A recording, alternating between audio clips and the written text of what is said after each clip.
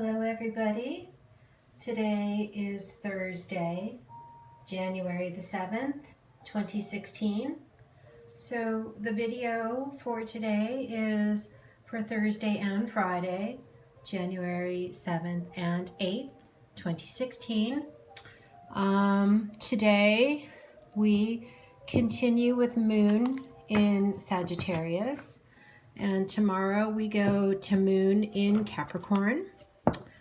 7 is a number of mind, creativity, spirituality. 8 is a number of power.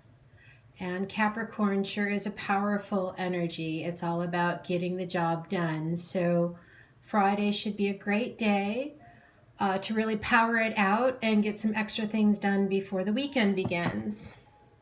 I've just been really enjoying using the Truth Seekers Tarot, and I thought about switching it up today, but I thought, no, I will continue with the Truth Seekers Tarot for one more reading and then switch it up on the weekend reading. So Truth Seekers Tarot and Chakra Insight Oracle cards. As usual, these have been pre-shuffled, but I will shuffle on camera and have a card for Thursday, one for Friday, and one to bridge the energy in between. So those came out nice and easy. Let's get our little situation situated. Okay. All right. So for Thursday, we have the 4 of Cups, and that's in reverse. For Friday, we have the 4 of Pentacles, and that's in reverse. And then for the energy in between, we have the Princess of Wands. Okay, beautiful. So sometimes as soon as I look at the cards, I have a feeling what the message actually is. And then as I begin to read the cards, I get more information and I channel information. So a little bit of what I tell you is stuff that I've learned about the cards, and then a little bit of what I tell you is information that's incoming during the card reading. So I do a little bit of both. Okay, great. So we have a water card, a fire card, and an earth card. 4s are the number of stability.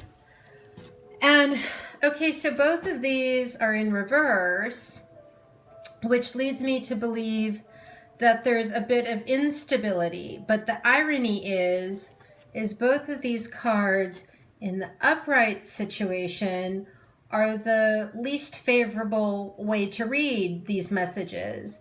The 4 of Cups represents the emotional states and the water signs of Cancer, Scorpio, and Pisces. So the 4 of Cups upright, and again, it's another ship sailing off, but the 4 of Cups upright is usually a fellow sitting beneath a tree, and he's wearing a cloak, and he's very melancholy. He's looking away from these 4 cups, and usually one of them is like knocked over. It's a bit like spilled milk, you know, and it's sort of about ennui and the emotional state of not seeing the blessings that you have and not being able to appreciate things from an emotional point of view. It's not that you are without stability or without emotional stability or emotional fulfillment. You're just not really seeing it. And upright, this is like this emotional stability kind of sailing off and leaving you kind of high and dry. But actually reversed is the opposite, where you are able to actually connect with the goodness in your life and the emotional state and the emotional feeling of emotional satisfaction, stability in your emotional states, in your emotions, in your emotional connections, And even in your relationships with other people, there is a real stability, and it's not that you're not seeing it, it's that you are able to see it, and it's not sailing away. It's right there front and center with you. And then, of course, in the last reading, I believe we had the Four of Pentacles, or recently. At any rate, the Four of Pentacles comes up quite a lot because it's about the energy of money and stability with your money. This represents the earth signs, Taurus, Virgo, and Capricorn. So this is for the Capricorn moon on Friday. And it's a 4, which is half of an 8. It's a number of stability. And the Four of Pentacles upright is about holding on too tightly to your money and your basic material stability.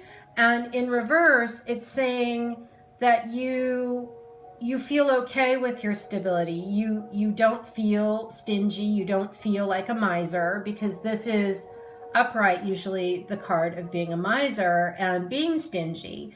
So both of these are cards that upright are not really good places to be, but in reverse, they're great places to be. So you see your emotional states can recognize the abundance and the goodness and the good emotions and the good relationships in your life, and you're happy with sharing that. And so the bridging energy is this Princess of Wands, and she's a very young maiden. She's fire. She's Aries, Leo, and Sagittarius, and she's bare-breasted. And it's not so much about sexuality. It's more about just freedom. And if you know anybody who's an Aries, a Leo, or a Sagittarius, we are all about the freedom and doing our thing and letting our freak flag fly. But it's about this, like the princess is like a young woman or a teenage girl, and it's about the freshness and about the freshness of passion and about, like, look at all these wands. These are the wands growing out of the ground.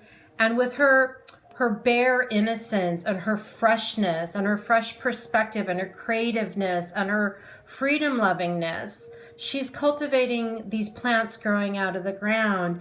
And that's what the message is to really connect to your freshness. Think teenager, think young, but without the reckless bit. Think about that young, creative, optimistic, fresh, and keep getting the word fresh, really optimistic and freedom loving. And this is a reading all about Thursday and Friday, the end of this very first week of the new year, being about connecting to your freedom through your passion and through having also like a younger, fresher perspective on the new year. So let's go with a Chakra Insight Oracle card that can help us illustrate sort of where we're needing to connect connect with this younger, fresher, more freedom loving. Okay, so we have throat chakra. I believe one time I got this in a reading and I referred to it as third eye chakra, but it's throat chakra, 35, which is 3 and 5 is an 8, which is power, and creativity, which is power. And this would be for the throat chakra, which is expression.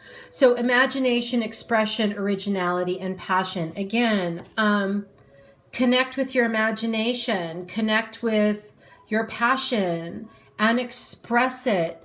Don't cry over spilled milk. Don't hold on too tightly. Give up being such a grown-up for a little while. And also a message earlier this week was about giving up sort of this poker face and this tightness and this sort of rigid persona we all hide behind, and let your guard down a little bit and get really creative. Connect with your passion and your creativity. And I can't wait to see what the weekend reading has for us. So